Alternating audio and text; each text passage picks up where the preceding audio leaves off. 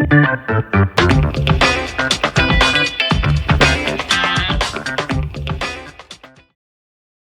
up, everybody? Welcome to Savvy Sloth. I'm Bobby here with Josette, and today we're going to be doing one of our first videos, which is a quick recap on the HBO series Watchmen and what we thought about season 1. Bear with us. It's a very information-loaded season, so we're not going to touch base on everything, just give our thoughts about the ending, some things we liked, some things we didn't. So, and I also want to start by saying that I personally have not seen the movie. So I think this is an interesting perspective from someone who's seen the movie and has something to compare it to someone who's completely new from Watchmen. It offers 2 points of views because I personally was asking myself, do I watch the movie before the show? But that didn't happen. I don't really think you have to. Yeah, from what I'm hearing now, I didn't because they're not totally correlated. But so with that being said, what did you think of the ending? I really liked it. There were definitely some parts that bothered me. Overall, I really liked it. I think it was a really amazing season and done very well.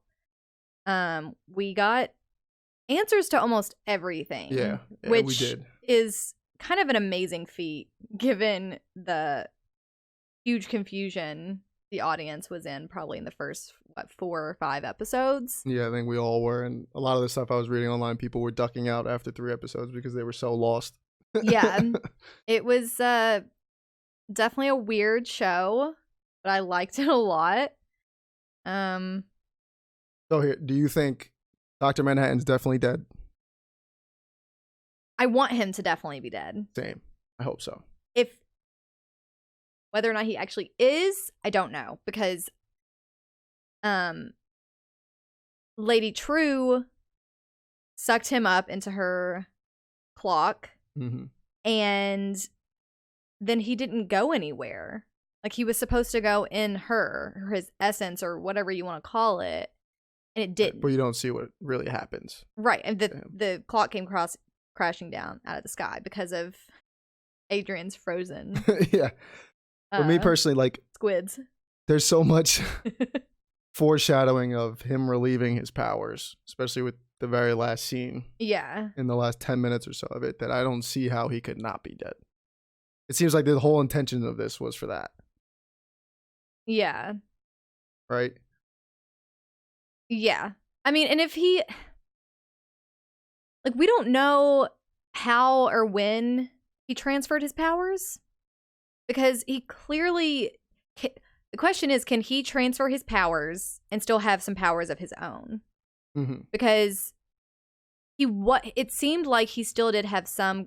No, he did still have powers when he was in the cage because he was able to teleport everyone Adrian out to and Laurie, safety.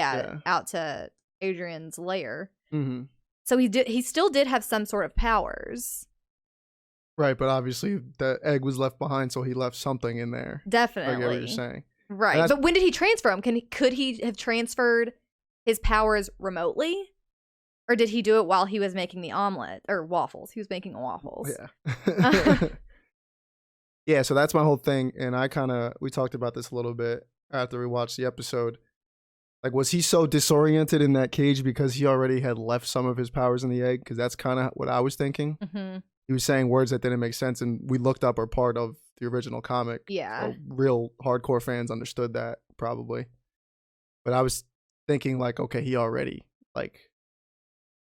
Yeah, and plucked off a piece of him and left it in that egg, and that's why he was like, I don't know where I am.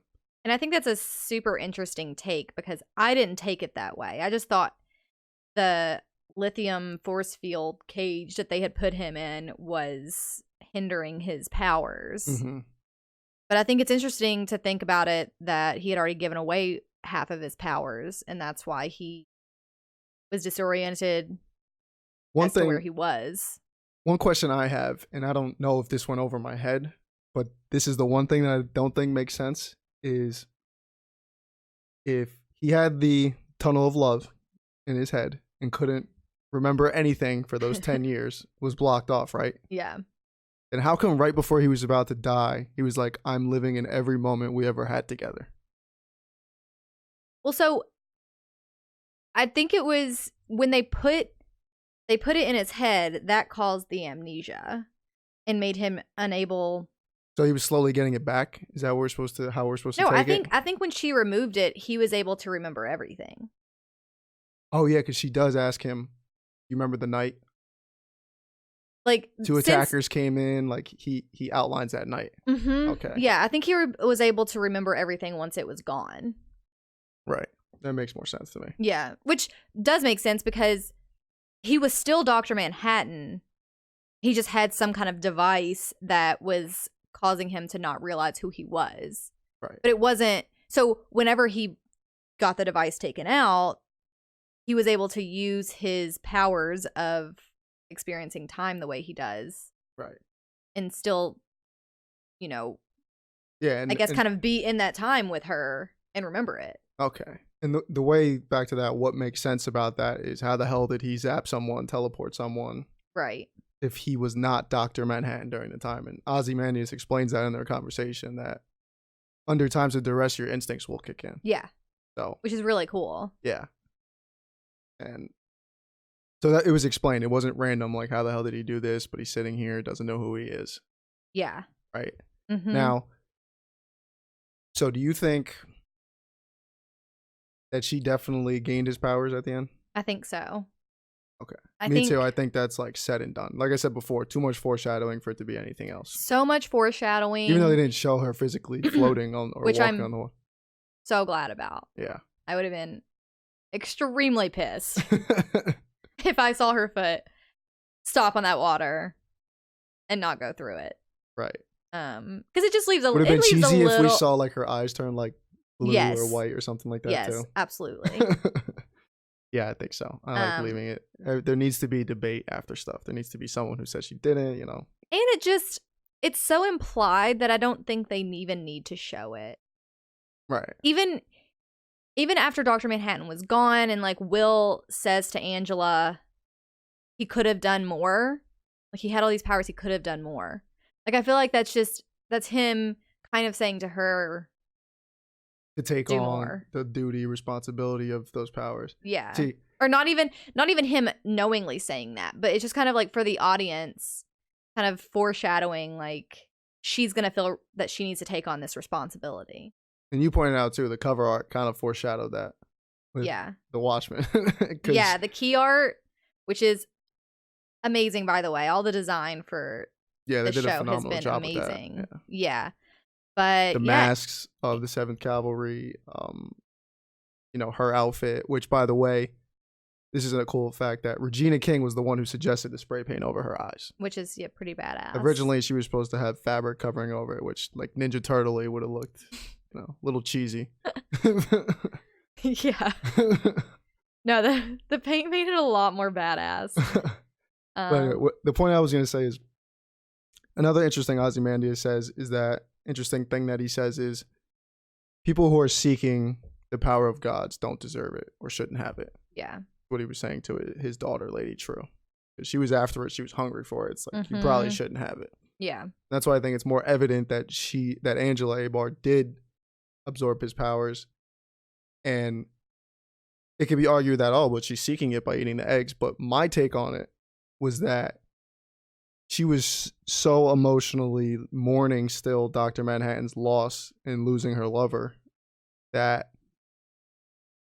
she went back to her house, saw the eggs on there, and thought, holy shit, if his powers are all in here and I eat this, I should have the same power of him with the non-linear timeline and living at all moments at the same time. Yeah. So I took it as, if I eat this, I could see my husband again, because she should be able to live simultaneously with him in the present and the future.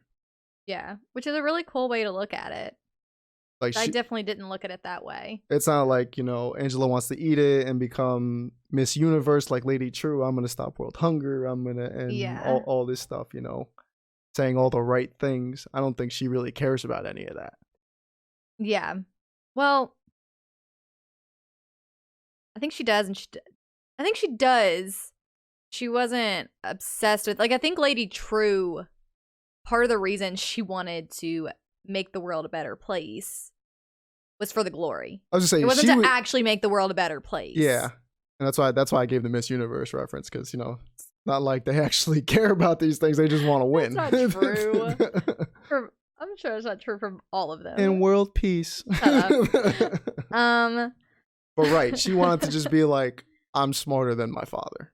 Right, she wanted to prove that's cool that how you was... saved the world with the squid, but like, watch me, check me out. This is what I'm gonna do. Yeah, she definitely wanted to prove herself to her father, who is Adrian Ozymandias, because her mother artificially inseminated herself with unknowingly to Adrian. He's like, impossible. Like, I've sperm. never slept with anyone. It's like, then bro, why do you have a sperm bank? Like, it's he was hiding behind totally possible. A painting of Alexander the Great.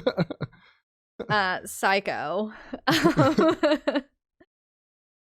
So yeah, another cool thing about this show is he has a very, very interesting storyline in this. I think that totally was going over my head till the end, for sure, until we researched some of the stuff. I think his storyline is like my favorite part of I think so too. The series, just because of the way it came together, the way it was explained. I mean, you were just completely total like, where is he? Where the hell is he? Like, we thought he was on some countryside weird somewhere. Ass shit going on. Making clones, killing them. I was totally confused. Like, do you even consider those clones though? He was like pulling them out of the river. Yeah, that's why I don't even know what to call them. Totally confused. I'm like, is this man so smart that he's recreating life? Yeah. But we find out that it wasn't, someone was recreating life, but it wasn't him. Right. He was kind of imprisoned. He went there on his own because he thought it was going to be this utopia. And it was an area of a moon on Jupiter, Europa, that Dr. Manhattan had created life and was kind of playing God on this moon. And he told Adrian about it. And Adrian's like, oh, that sounds amazing. Yeah. I want to go. But Dr. Manhattan probably just wanted Adrian out of the picture. Because he knew that he was going to be dying soon. Right. And, I mean, Adrian had already killed millions of people with his squid attack on New York. So I think in his mind, he was like, I need to get this guy right. One of the as far away from Earth as I possibly can. And, yeah, one of the cool things, too, and you looked this up, is I was totally in the interpretation that we were watching day to day of Ozymandias. Yeah. I'm like, does he really go in and do the same thing every day? Have them sing the songs with the cake? Yeah. But it actually turns out it's a year in between. Every time we see Adrian on Europa, there's a year between each time. So we see him about every episode. We don't see him in... Now, do we know the official count? Because if he was there for like almost 10 years. He was there for 7 years. 7 years. Yeah. They show. He was there for 7 years. Times. And if you pay attention when Mrs.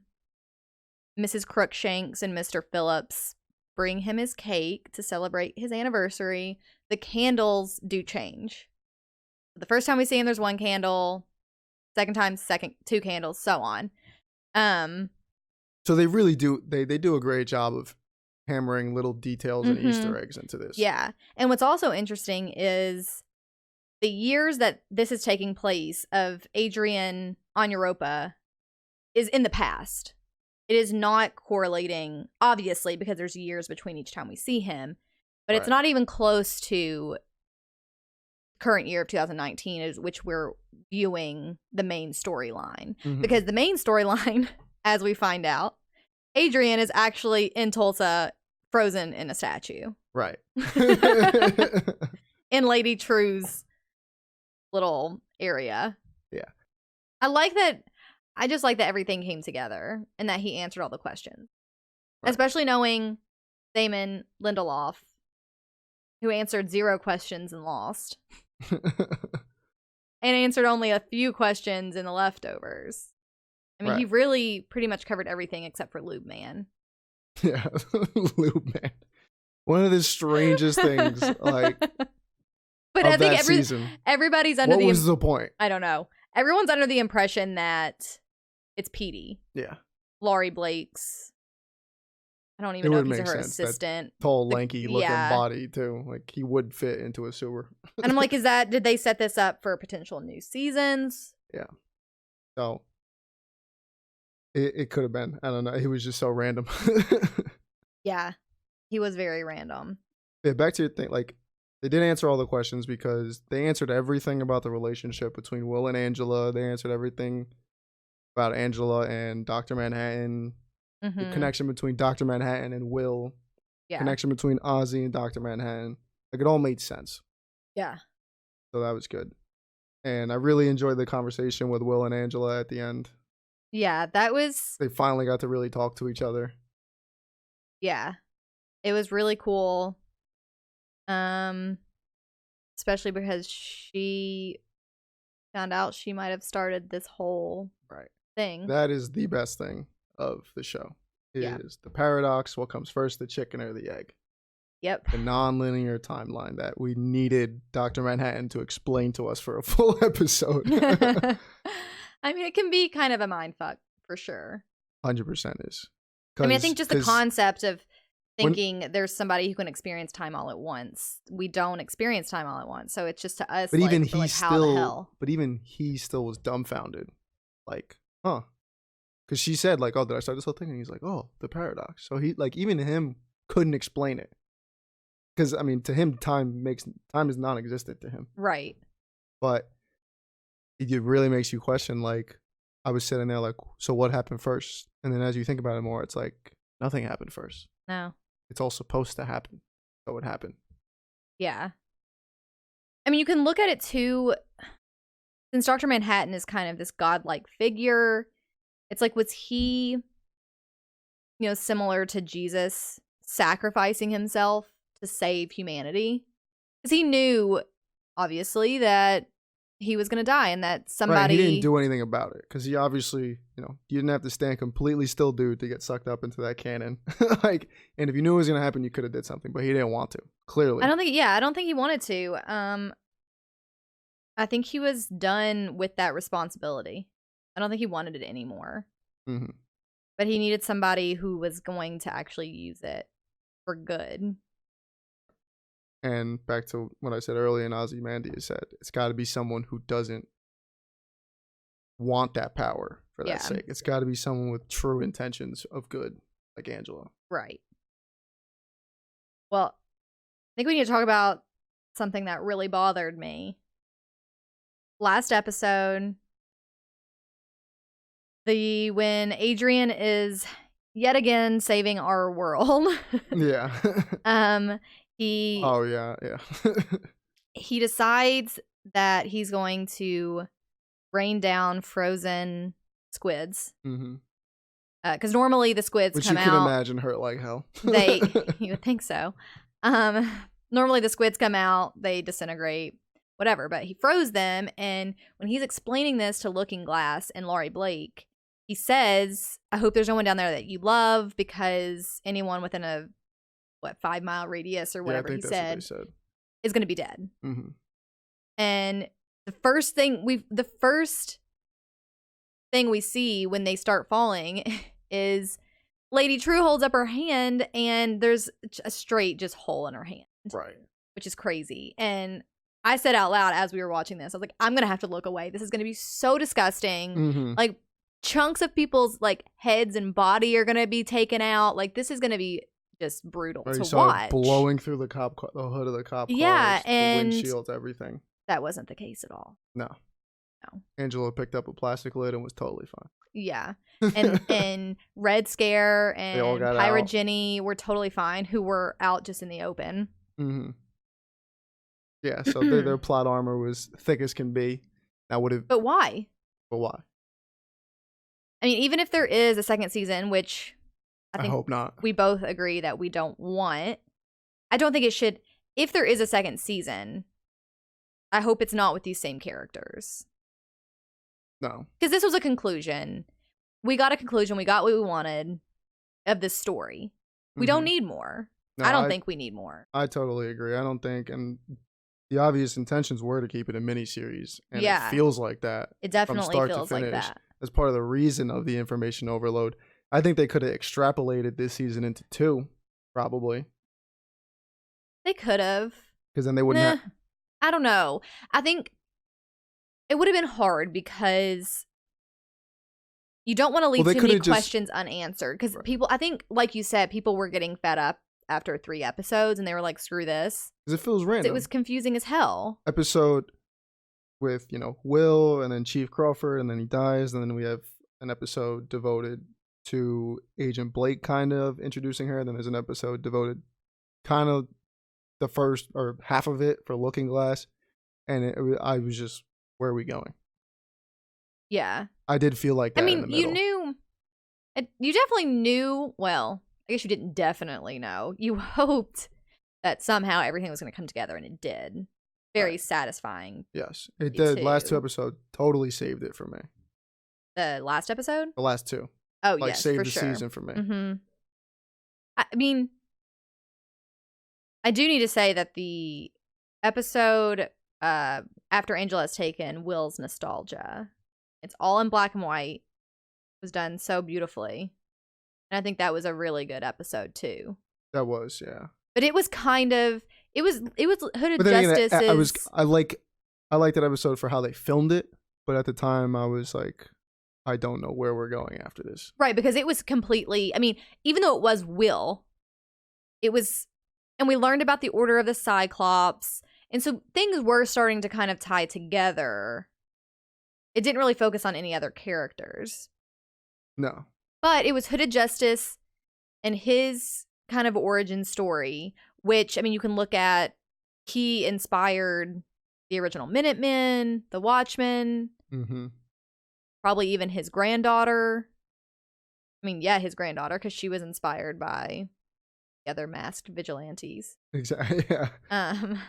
So that's another cool thing, too. Some of the historical piecing behind this. Yeah. With Will, and in the opening of the pilot. Yeah, for sure. Because until we researched it a bit, I wasn't sure what the whole intention of making the 7th Cavalry basically the KKK. Why are they white supremacists? Like, was it forced into the film, or did it actually have an explanation? And it does. It does, yeah.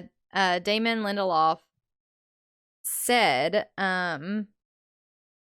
he said not to tell a story about race in the context of a political text in 2019 felt borderline irresponsible.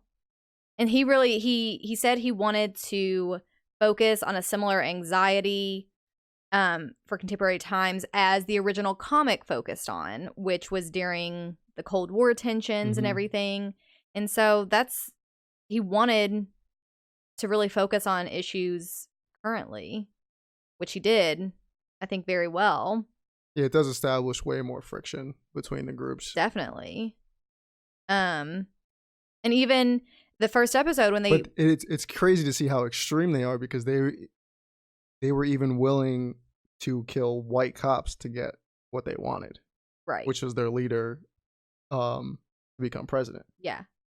All that was orchestrated, if you didn't pick that up. And Agent Blake was kind of explaining it, like, what if I told you that? Well, that's right when she gets captured. Yeah. Yeah. She was one step ahead until she wasn't. Yeah. It was all orchestrated to put police back in masks so that nobody could tell the difference. Yeah. Like, I don't think their original plans weren't to capture Dr. Manhattan. No. It wasn't until that white night that they were made aware that he was still in Tulsa. But I think something that's very interesting is the first episode when we see the Tulsa massacre. And I had to go look it up because nobody knows about it. Nobody knows about it. I had never heard about it. And it's crazy because this is an actual historical event that happened from May 31st to June 1st in 1921. Multiple day massacre that half our country, more than half, doesn't even know about. It's not taught in any schools. And I think it's just because at the time, things weren't reported correctly. Because we have, I think the main newspaper in Tulsa at the time, who was obviously owned by a white person, originally reported a certain number of deaths, and then the next day they were like, oh no, we were wrong. It's actually lower than we thought. And so they reported that there was only a total of like 36 people killed. But then they've done more research, and it's estimated that potentially 250 people were killed. Exactly. Which is just insane. A humongous gap. It's not even close. And it's still being researched. And just a few weeks ago, December 17th, 2019, they found a mass grave that could be associated with this massacre. Okay, so this was almost 100 years ago, and we're just now like. Okay, so kudos to them to bring light to it, because people like me and you would never even research or think about something like that if it wasn't included. Right. So he's bringing more awareness to it, which is great. Definitely. And I think another thing to just mention that I think Damon Lindelof did, which is so awesome, is he purposely assembled a diverse writing staff of at least half being black and half being female. Yeah, very cool. Very cool. So that he could provide ultimate collaboration between minds, you know. He wanted to have a proper perspective given. And that's brave of him to be like, I'm not going to pretend like I know it all. Exactly. I want your input, your input, your input. Yeah. So, like I said in the beginning, there's just so much to talk about in one season for this show. So, obviously we didn't get into everything, and we don't want to do a recap episode by episode, but. So, what was favorite part of the show, least favorite part of the show? Favorite part of the show was 100% the non-linear timeline aspect of it. Yeah. Because I love that stuff. With just time not existing, basically. Yeah. My least favorite part? Kind of tough. The least favorite part would probably be, like I mentioned it earlier, like almost overload. Yeah. Of surprise, like the last two episodes. I'm more of like building up one huge hammer and just like punching me in the face with it. Massive mindfuck. Right. Like, don't tell me how every single character is like, holy shit. I don't know. I kind of like that. Yeah. To me, it was too much. But another one of my favorite things about the show, and this is like does nothing to do with the writing, and that is the voices of Looking Glass and Ozymandias, those two actors. Ozymandias. They need to do a podcast together, and I don't even care what they say. I would listen to those two talk all day. I really like Looking Glass's character and how snarkily, like, outsmarting everyone he was, and how just on the ball he was. Thought he was outsmarting. Really wasn't. Yeah. Well, in his interrogation thing, he was the boss. That's true. His interrogation was pretty freaking cool. Yeah. He nailed that down. Yeah. But what about you? What is least favorite? Least favorite. I mean, I hate to say that it's the same thing I just said with the ending. What about and the frozen squids. It was like, it wasn't. I just kind of wish. I mean, I'm saying I wish it was more realistic in a world that's so unrealistic. I mean, dude, catapulted him. I don't think we can ever have frozen squids being teleported. Right. But I don't know. I was just kind of wanting more devastation at the end. You would prefer if everyone died. Yeah. Besides Angela. Right. Because then the cliffhanger wouldn't have existed. I kind of wish it was just done a little differently. Like maybe Angela was able to run to the theater before the squid started falling.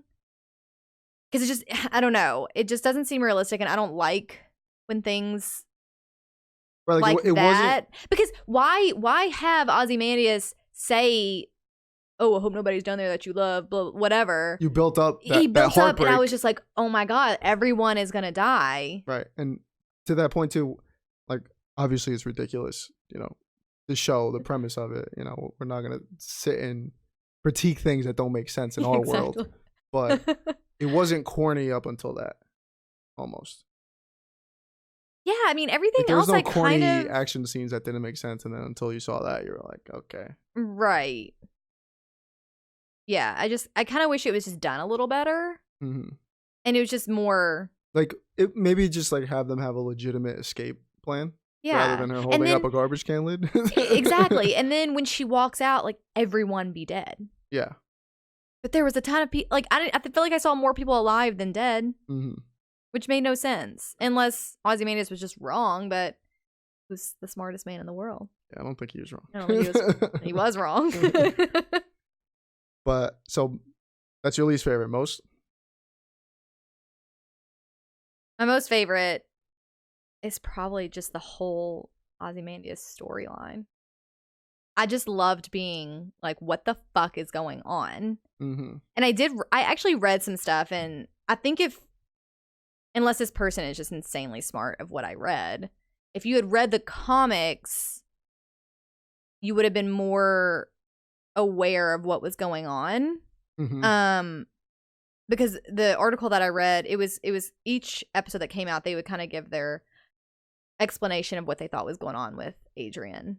And at first they thought he was on Mars. They were like, okay, we did know he's not on Earth. That Dr. Manhattan went to Mars. So they're like, did he make some kind of prison world or dome, whatever you want to call it, for him on Mars?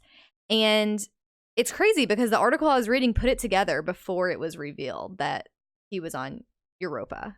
Yes, yeah. Which is insane to me. Not even remotely knowledgeable on that. No, not at all. I didn't put it together at all. But so to me, I thought it was an extremely interesting storyline. I loved the way it came together. I loved the way Dr. Manhattan revealed that he had created life and done all this on Europa. And as he's revealing that, you're like, holy shit, this is where Adrian's been the whole time. Mm-hmm. Now it all makes sense. And I also love that that story was being told at a totally different timeline. Right. And so that confused you too. I just really love the way that was done. So he's obviously your favorite character too, because I gave mine with him being one of them.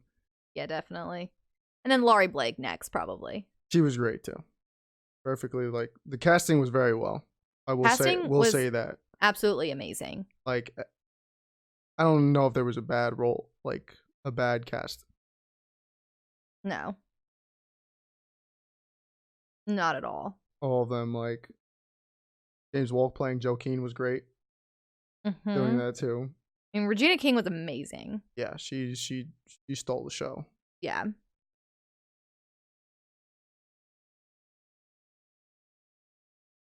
So yeah, I think we got everything covered what we wanted to talk about. Hopefully you're still awake. Not sleeping.